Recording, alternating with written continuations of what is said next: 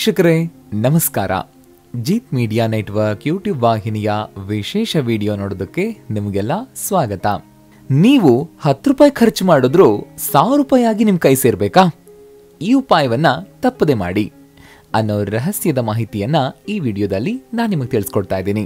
ಹಾಗೇನೆ ಈ ವಿಡಿಯೋಗೆ ಈಗಲೇ ಒಂದು ಲೈಕ್ ಕೊಟ್ಟು ವಿಡಿಯೋದ ಕೆಳಗಡೆ ಓಂ ನಮೋ ಭಗವತೆ ವಾಸುದೇವಾಯ ಅಂತ ಕಮೆಂಟ್ ಮಾಡೋದಕ್ಕೆ ಮರಿಬೇಡಿ.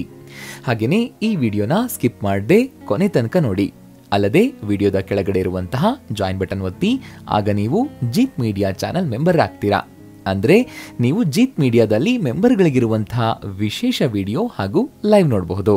ಈ ಹಿಂದೆ ನಾವು ನಿಮಗೆ ಅನೇಕ ಉಪಾಯಗಳನ್ನ ಹೇಳಿದ್ದೀವಿ. ಅದರಲ್ಲಿ ಹೆಚ್ಚು ಉಪಾಯಗಳು ಮನೆಯಲ್ಲೇ ಇದ್ದು ಮಾಡುವಂತಹ ಸರಳ ಉಪಾಯಗಳು. ಇವತ್ತು ಕೂಡ ಒಂದು ಉಪಾಯವನ್ನ ಹೇಳ್ತಾ ಇದ್ದೀವಿ. ಹಿಂದೆ ಹೇಳಿರುವಂತಹ ಎಲ್ಲಾ ಉಪಾಯಗಳಿಗಿಂತಲೂ ಸರಳವಾದ ಉಪಾಯ, ಅಷ್ಟೇ ಪವರ್ಫುಲ್ ಆಗಿರುವಂತಹ ಉಪಾಯ ಇದು. ಇದಕ್ಕಾಗಿ ನೀವು ಒಂದೇ ₹1 ಕೂಡ ಖರ್ಚು ಮಾಡಬೇಕಾಗಿಲ್ಲ.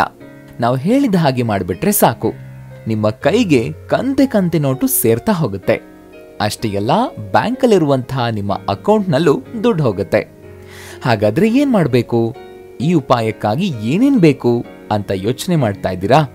ಹಾಗಾದ್ರೆ ಗಮನ ಇಟ್ಟು ಕೇಳಿಸ್ಕೊಳ್ಳಿ.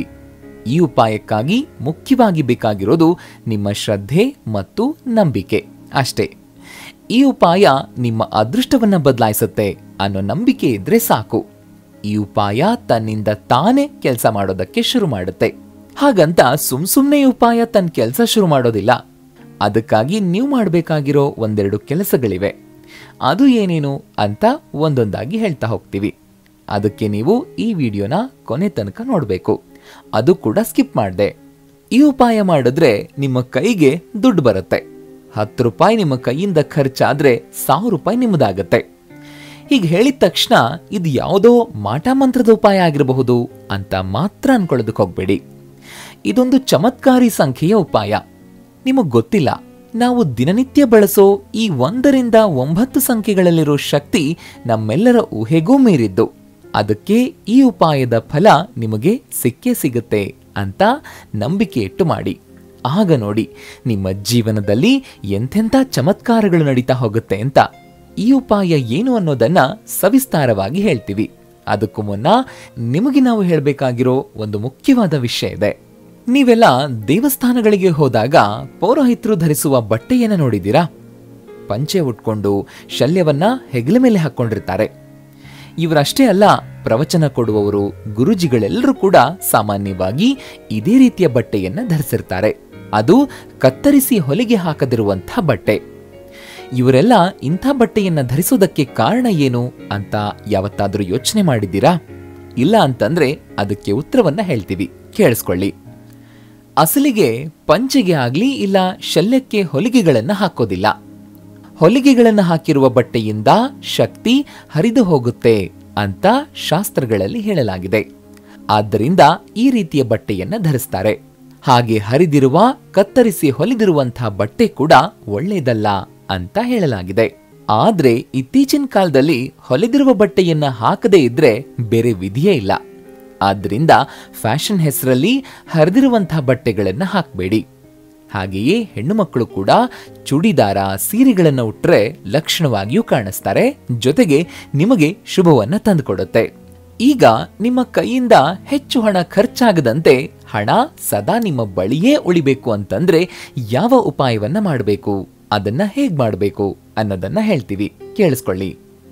ಈ ಉಪಾಯದಲ್ಲಿ 708 ಈ ಸಂಖ್ಯೆಯ ಪಾತ್ರ ತುಂಬಾನೇ ಮುಖ್ಯ. ಈ ಸಂಖ್ಯೆಯನ್ನ ಇನ್ನು ನೀವು ಜೀವನ ಪರ್ಯಂತ ಮರೆಯೋ ಹಾಗಿಲ್ಲ. ಯಾಕಂತಂದ್ರೆ ಇದೇ ಸಂಖ್ಯೆ ನಿಮ್ಮ ಜೀವನವನ್ನೇ ಬದಲಾಯಿಸುವಷ್ಟು ಶಕ್ತಿಯನ್ನ ಹೊಂದಿದೆ. ಈ ಸಂಖ್ಯೆಗೆ ಇರುವ ವಿಶೇಷ ಶಕ್ತಿ ಏನು ಅಂತಂದ್ರೆ, ನೀವು 10 ರೂಪಾಯಿನ ಎಲ್ಲಾದ್ರೂ ಖರ್ಚು ಮಾಡಿದ್ರೂ 10,000 ರೂಪಾಯಿಯಾಗಿ ಮತ್ತೆ ನಿಮ್ಮ ಕೈ ಸೇರೋ ಹಾಗೆ ಮಾಡುತ್ತೆ. ಅಲ್ಲದೆ ನೀವು ಯಾರಿಗಾದ್ರೂ ದುಡ್ಡು ಕೊಡ್ತಿದ್ರೆ ಅಥವಾ ಇನ್ಯಾವುದೇ ಅಮೂಲ್ಯವಾದ ವಸ್ತುವನ್ನ ಕೊಟ್ಟಿದ್ರೆ ನೀವು ಮನಸ್ಸಿನಲ್ಲಿ ಈ ಸಂಖ್ಯೆಯನ್ನ ಹೇಳ್ಕೊಳ್ಳಿ. ಇದನ್ನ ಹೇಳೋದ್ರಿಂದ ನಿಮ್ಮ ಕೈಯಿಂದ ಹೋದಂತಹ ವಸ್ತು ದುಪ್ಪಟ್ಟಾಗಿ ಮತ್ತೆ ನಿಮ್ಮ ಕೈ ಸೇರುತ್ತೆ. 708 ಈ ಸಂಖ್ಯೆಯ ಇನ್ನೊಂದು ವಿಶೇಷತೆ ಏನು ಗೊತ್ತಾ? ಎಡಕ್ಕೆ 7 ಸಂಖ್ಯೆ, ಬಲಕ್ಕೆ 8 ಸಂಖ್ಯೆ ಇದೆ. ಹಾಗೇನೆ ಮಧ್ಯದಲ್ಲಿ 0 ಇದೆ. ಈ 0 ಶುಕ್ರ ಗ್ರಹದ ಸಂಕೇತವಾಗಿದೆ. ಇನ್ನು 7 ಬುಧ ಗ್ರಹ, 8 ಗುರು ಗ್ರಹದ ಪ್ರತೀಕವಾಗಿದೆ. ಇವೆರಡೂ ಗ್ರಹವನ್ನ ಬ್ಯಾಲೆನ್ಸ್ ಮಾಡೋದೇ ಶುಕ್ರ ಗ್ರಹ ಅಂದ್ರೆ 0. ಆದ್ರಿಂದ ಈ ಸಂಖ್ಯೆಗೆ ಒಂದು ಶಕ್ತಿ ಇದೆ. ಇದನ್ನ ಸಂಖ್ಯಾಶಾಸ್ತ್ರಜ್ಞರು fantasy number, cosmic energy number ಅಂತ ಕೂಡ ಹೇಳ್ತಾರೆ. ಅದಕ್ಕೆ ನೀವು ಇನ್ಮುಂದೆ ಯಾರಿಗಾದ್ರೂ ದುಡ್ಡನ್ನ ಕೊಡುವಾಗ ಈ 708 ಸಂಖ್ಯೆಯನ್ನ ಹೇಳೋದನ್ನ ಮರಿಬೇಡಿ. ಇದರ ಜೊತೆಗೆ ನೀವು ಮಾಡಬೇಕಾಗಿರೋ ಇನ್ನೂ ಮುಖ್ಯವಾದ ಕೆಲಸಗಳಿವೆ. ನೀವು 10, 20, 100 ಇಲ್ಲ 500 ರೂಪಾಯಿ ನೋಟನ್ನ ಕೊಡುವಾಗ ಮಡಚಿಕೊಡಿ. ಮಡಚಿದ ಮಡಿಕೆ ನಿಮ್ಮ ಬಳಿ ಇರದಂತೆ ನೋಡ್ಕೊಳ್ಳಿ. ಹಾಗೆಯೇ ನೋಟನ್ನ ಎಣಿಸುವಾಗ ಅದು ನಿಮ್ಮ ಬಳಿ ಬರುವಂತೆ ನೋಟನ್ನ ಎಳಿರಿ. ಹಾಗೇನೆ ನೋಟಿನ ಕಂತೆಗಳನ್ನ ಬೇರೆಯವರ ಕೈಗೆ ಕೊಡುವಾಗ ಅದನ್ನ ಮಡಿಚಿ ಅದರ ತುದಿಗಳು ನಿಮ್ಮ ಬಳಿ ಇರುವ ಹಾಗೆ ನೋಡಿ. ಇನ್ನು ಕೊನೆಯದಾಗಿ ಯಾರಿಗಾದ್ರೂ ಚೀಲದಲ್ಲಿ ಇಲ್ಲ ಸೂಟ್ಕೇಸ್ನಲ್ಲಿ ದುಡ್ಡು ಹಾಕಿ ಕೊಡ್ತಿದ್ದೀರಾ?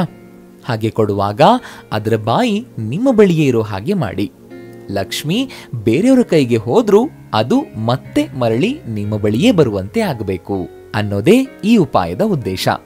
ಮರಿದೆ ಈ ಉಪಾಯವನ್ನ ಮಾಡಿ ನಿಮ್ಮ ಅದೃಷ್ಟವನ್ನ ಬದಲಾಯಿಸಿಕೊಳ್ಳಿ.